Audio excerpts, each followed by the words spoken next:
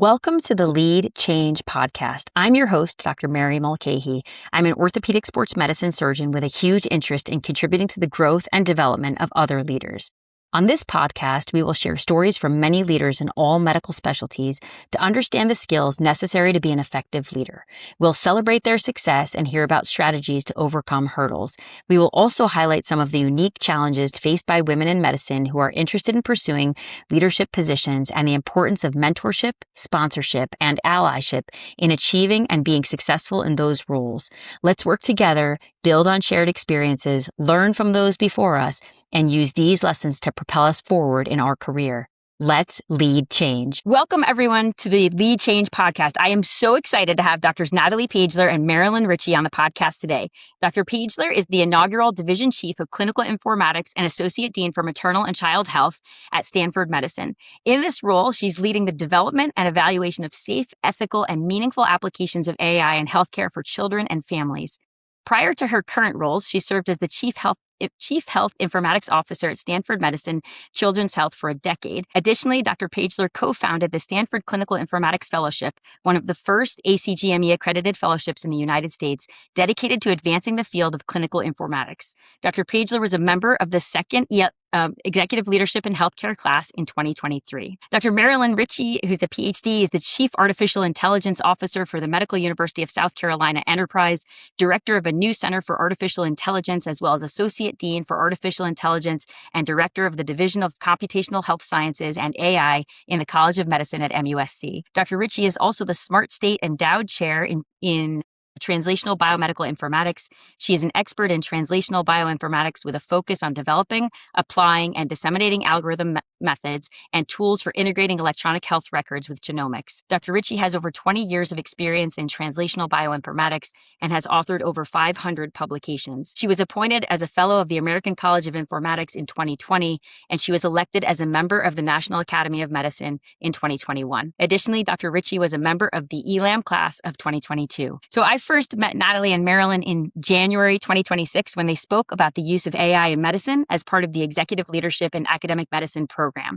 AI has evolved rapidly over the past several years, and it is incredible to see the ways in which it has impacted medicine and certainly in which it's incorporated into our everyday lives. I'm really looking forward to having Natalie and Marylyn share some lessons from their leadership journey and provide us with a lot of insight on AI in medicine. Marylyn and Natalie, welcome to the podcast. Thank you for having us. Yeah, so excited to be here. All right, fantastic. So we are going to dive in, but before we really get into some of the leadership lessons and details, Natalie, can you start off and tell us a little bit about your clinical practice and your areas of expertise and interest? Yeah, happy to. So I've actually had a varied career. I'm a pediatrician by training, so I did my pediatric residency and then pediatric critical care fellowship at Stanford. And did 15 years of pediatric ICU care, which was taking care of everything from teeny tiny babies to young adults with a range of critical illnesses. But I maintain my general pediatrics credentials as well, and recently have switched to doing general pediatrics. So seeing the entire end of the spectrum, which has been incredibly helpful from an informatics perspective, seeing how our systems support children and families across the entire healthcare spectrum. Wow, that's really incredible to hear about that transition. It must have been interesting for you too throughout your career to go from the critical aspect, critical illness, making decisions immediately, and then transitioning back to more general pediatrics. But I mean, obviously, some of those skills you're using all the time, but quite different sort of day to day in terms of the decisions you have to make and the illnesses and whatnot that you're treating. But yeah, absolutely. It's different day to day, but it is all a spectrum. And so my ICU experience very much informs what I'm thinking about when I'm seeing a generally healthy child and what I'd be worried about. And then, like I said, from a clinical informatics perspective, understanding how all of our different healthcare settings interact and how the different systems support people in different care environments has been incredibly helpful. Yeah, I love that. And Marylyn, you have your PhD. So I wonder, can you tell us what your PhD is in and a little bit about your research interest? Yeah, Absolutely. So my PhD is in human genetics and specifically computational human genetics. And so I started my PhD in 1999 and was working on AI and machine learning even back then. So I joke with people that I've been doing AI since the late 1900s, and that usually gets a big laugh. But I was really focused on taking DNA sequence information, and really at that time it was mostly genotype data. But as the field has evolved, it's more and more sequence data, and trying to identify patterns that are predictive of who is going to develop disease, who is going to have a negative drug response, so pharmacogenetics. And so I've been doing kind of that methodology work in AI and machine learning, back for the last 20 plus years. Over time, it shifted more and more towards linking that genetic information with electronic health records through these EHR-linked biobanks. And so I've been a big part of that community for a long time. And as we made discoveries there, we wanted to be able to bring them into medicine. And so over the years, I've gotten more and more translational and started thinking more about how do you actually implement genomic medicine, start to take findings from research into healthcare, really this idea of the learning health system. So taking research into healthcare, study what happens in healthcare to generate new research questions. And so that's kind of how my career trajectory has evolved in terms of my science. Yeah, that's so interesting and fantastic that you've been working on AI in different aspects for so many years, even before it was such a big part of our lives. And so I love that. And I love that that has now led to, part of what you guys are doing in terms of teaching within ELAM. And we're definitely going to get into that in more detail. So, Natalie, as I mentioned in the introduction, you currently serve as the inaugural Division Chief of Clinical Informatics at Stanford Medicine. So, congratulations. And can you tell everyone listening, what your main responsibilities are in that role? Yeah, absolutely. So, as you kind of talked about, my career has evolved through many different transitions, which has really given me the fortunate position of understanding how the different aspects of the health system interact and what the opportunities are. So I was very much in an operational leadership role for almost 15 years, trying to support our health information system. So implementing, optimizing, evaluating our health information systems in the clinical care setting. So, everything from the electronic health record to telehealth to communication systems. And I was, clinical faculty at Stanford. And one of the great quotes I love from Karen Deep Singh is about AI algorithms, and that algorithms that are studied are never implemented, and algorithms that are implemented are often never studied. And so there's been this long-standing gap between the incredible data science that's going on in places like Stanford in the kind of in vitro world and what actually gets implemented into the health systems. And so the desire with this division of clinical informatics was really to bridge those two worlds and make a tighter connection between the most advanced technologies, which these days we're talking a lot about large language models and generative AI, and what's happening in the healthcare system so that we can bring technology that will serve patients better into the systems more quickly, but also critically evaluate what is happening in the systems and making sure that we are understanding the opportunities, the unintended consequences, the possible challenges that we need to address. Yeah, fantastic. And it speaks specifically to why it's so important to have someone in that role who can bridge those two gaps, and you with your clinical expertise and then, obviously experience using the electronic medical records or whatnot, and then developing this interest and expertise in AI and large language models. What a unique opportunity to bring those things together and to really help the whole health system and the institution navigate this, because it's changing rapidly every day, right? And so you really have to be on top of that. Absolutely. Yeah, we've been very well supported at Stanford and Stanford Children's to really build up this expertise. And so we have a large operational informatics team with physicians and other clinicians. And then now with this division, the faculty who have operational roles are part of the division. And then we are building up a research faculty with folk with expertise in pediatrics and maternal health. And so really creating this incredible collaborative team. Yeah. Wow. Fantastic. Even bigger than I thought, but had to bring this whole team together. So, and you get the expertise from different division, different medical, different aspects of the medical system. And so to really leverage everyone's expertise. That's awesome. And Marylyn, for you, so you currently serve as Chief Artificial Intelligence Officer for the Medical University of South Carolina, as well as I had mentioned, Associate Dean for Artificial Intelligence and Director of the Division of Computational Health Sciences and AI in the College of Medicine at MUSC. So That's fantastic. All of these different roles related to AI. That's amazing. How did this opportunity to serve as Chief Artificial Intelligence Officer come to be? And what are some of your main responsibilities in that position? Yeah. So the role it's also an inaugural role at MUSC. And so that's been fun, to basically write the job description as I go. There was Yes. well, we've always done it this way because they never did it before. So that's been fun. Natalie and I kind of share that.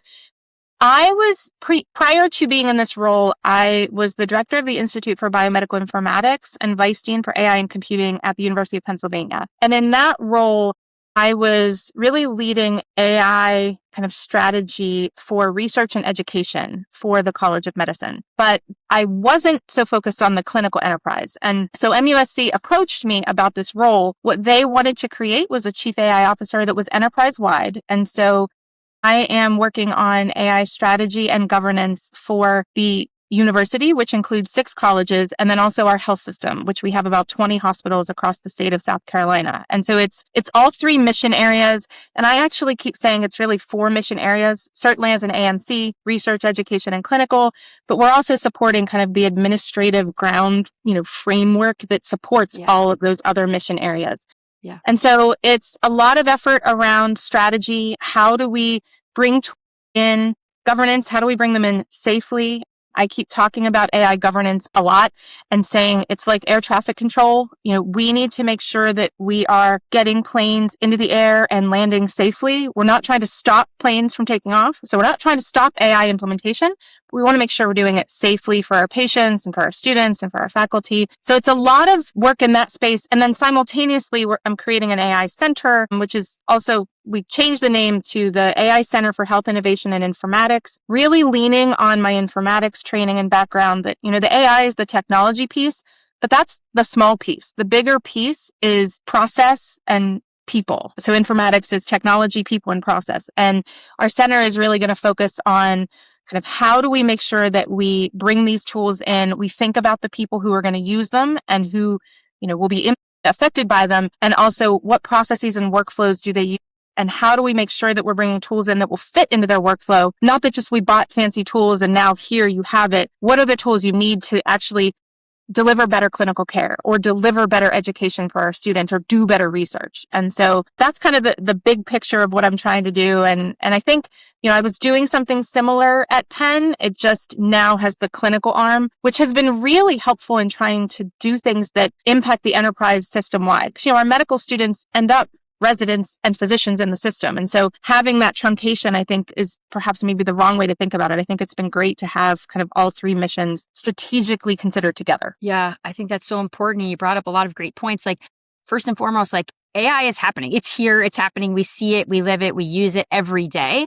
So like in your role now, nobody's trying to shut it down. No medical institutions are saying like, don't use this in any capacity. It's more like we are using this, but how can we do it safely? How can we most effectively leverage it? How can we use it in our clinical practice? How can we use it for research? How can we use it to be more efficient, more productive, more innovative? And so I love that. Just embrace it. But really, like, that's a unique opportunity in that role to oversee the whole enterprise, all the, different aspects of academic medicine, but they're all connected, like you were saying. And so it's really good to have that broad perspective. And you're building off of the experience that you developed at Penn. So fantastic that MUSC saw that opportunity and snatched you. That's great. So Natalie, both you and Marylyn participated in the ELH, ELM programs. But for you, I wonder, what were 1 or 2 of the most important lessons that you took away from your experience in that program? Gosh, so many to choose from. But, one, maybe, I don't know if this is as much a lesson, but just a reinforcement of how important and powerful the network can be, right? And so just the opportunity to be with so many incredible people across the country, both our speakers, but of course my ELAM fellows, and ELH fellows, and it just the ideas that came together, the synergies, the opportunities that came out of that was incredibly powerful. So just a real reinforcement of how important it is to maintain these communities and really nurture them. The second one I would call out, and it especially has been especially pertinent now, is just the important role that leaders have in change, in changing times, in leading change, in facilitating change in ways that other people may not want, but we need to make sure it happens, whether it's, putting in AI governance or whatever else might be happening at the time. So I think there's so many great techniques and strategies to apply to that, but that is really an important role of leaders, and I'm grateful for all the lessons to reinforce those skills. Yeah, such great points. And I agree with you completely. I'm just coming off of my year of ELAM, and I couldn't agree more about the importance and the value of that network. It was tremendous, continues to be, has already given all of us so many opportunities. But for me, that one small example is that I'm here with you too right now, right? This is amazing, having met you in January. And so I really appreciate this and the opportunity to continue to learn from you. And then also, the fact that as leaders in leadership roles, whatever position you're in, or just being a physician or surgeon, you are going to encounter change, as you're saying, and that to embrace it, to be prepared, to use the skills, that we gained through ELAM, for example, to better be able to sort of navigate that change and come out the other side more, stronger, better. It's really an opportunity to continue to evolve and develop. So I love that. Marylyn, both you, the two of you are working together now, teaching about AI in medicine as part of ELAM, which is really awesome to keep that connection with ELAM. So Marylyn, I wonder, can you tell us a little bit about the focus of the content that you teach at ELAM? Yeah, really the idea was not to just teach like what is AI, but really the people in ELAM and ELH are a group of leaders from across the nation. And these are people who are either already in leadership roles or coming into leadership roles. And so the goal of our module is to teach them how to lead in this era of AI. And we kind of had it for two different groups. So if you are an AI leader at your organization, a chief AI officer or a chief data and AI officer, we kind of had a couple of points that if, here are things to think about if you are stepping into an AI leadership role. But then the bulk of the course or module was really about, for everyone else who's leading in either a health system or an AMC, how do you lead your domain in this world about AI? What are the things you need to think about and know? So we talk about the collaboration that's so important between the data scientists and informaticists, the clinical domain experts, the ethicists, the privacy and legal officers. All of those voices need to be at the table when you're making decisions about, bringing AI in and implementing it. And we did talk about AI governance and the importance and what to think about. We talked about some of the opportunities for implementing AI in the different mission areas, and also some of the challenges and kind of cautionary tales. Where are kind of the road bumps that we can expect, and what are some of the dangers? Just so that it's fresh in everybody's minds, how do you kind of implement your leadership when AI is coming at you? And like you said, Mary, it's coming whether you want it or not. It's here. How do you now lead your space, whether you're a researcher, an educator, or a clinician, knowing that these different technologies are coming at you? And so it really was around kind of how to lead in this time, whether you are an AI leader or whether you're a leader who's just trying to figure out, like, how do I survive this AI era? Right. Such great points. I mean, exactly. We are all in this system and we are facing it. And so it's fantastic that you have had the opportunity to bring this to ELAM, to who, leaders in medicine and science all across the country, to help bring some of this information back to each of our institutions. And try to help facilitate and embrace this change. And Natalie, is there anything else that you would add to that in terms of what your goals are? And also just clarify with us, how long have you guys been doing this? How long have you been doing this is a hard question, because AI has been around for many, many decades and has had kind of multiple waves. And so, I think this most recent wave of AI, we think about the generative AI tools and technologies that have come along in the last, 4 or 5 years.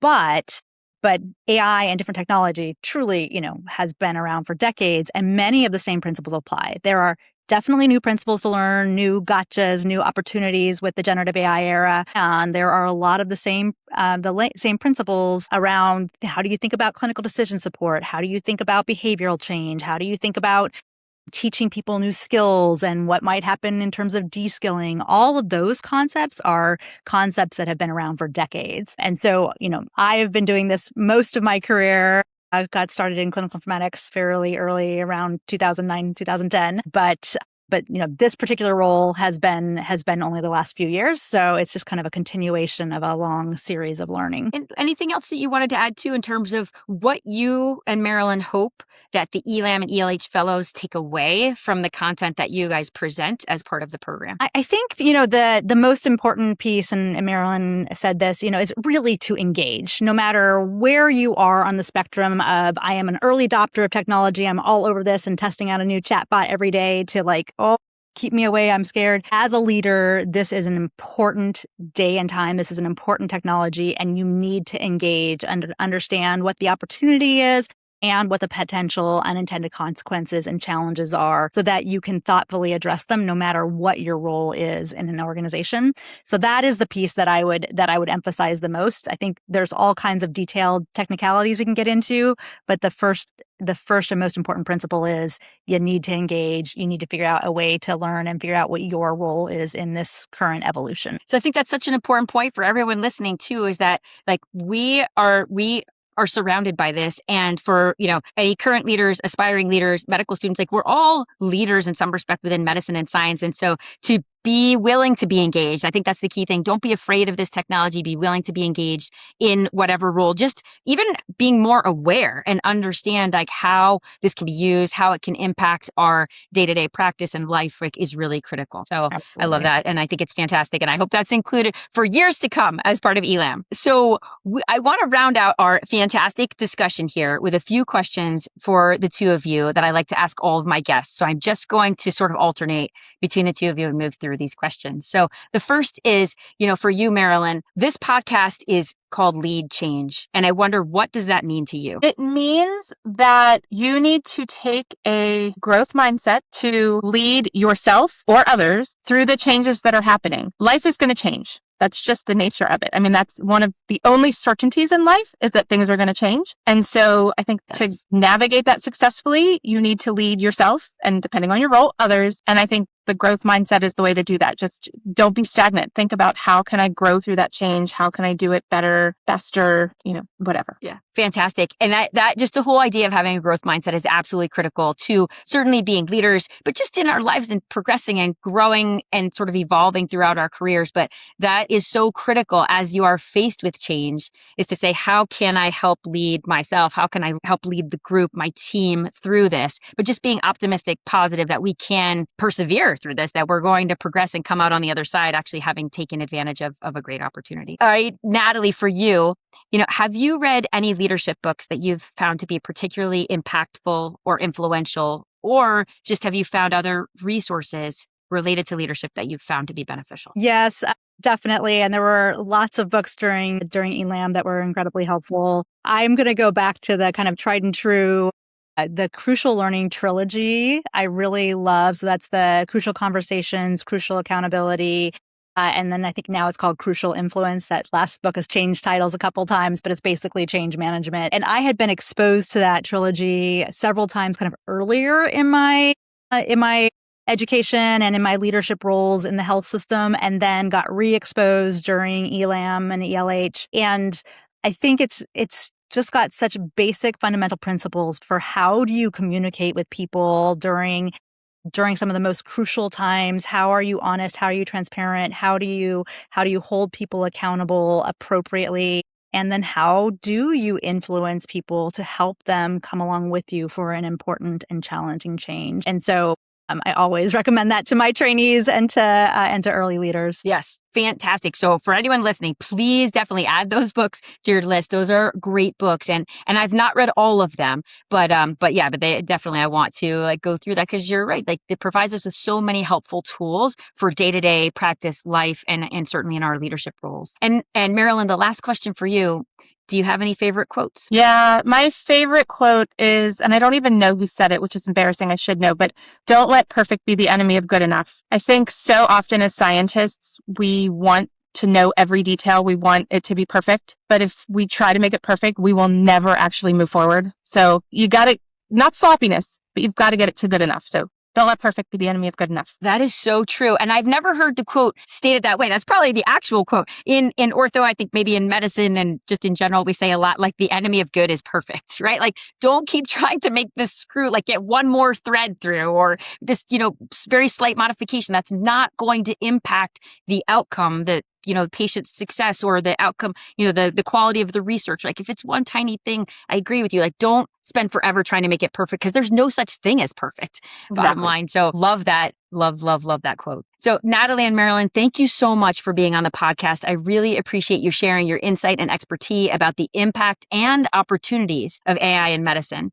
I'm sure everyone listening will take away a lot of important lessons from your leadership journeys, how that has impacted your current roles and the ways in which AI can be used to benefit physicians and patients. I'm grateful that I had the opportunity to meet both of you as part of ELAM. Thank you again. I love being part of this network. I'm sure we'll have many more opportunities to connect and huge amounts of good luck with all of your future endeavors. Thanks so much for having us. Great. Take care. Bye.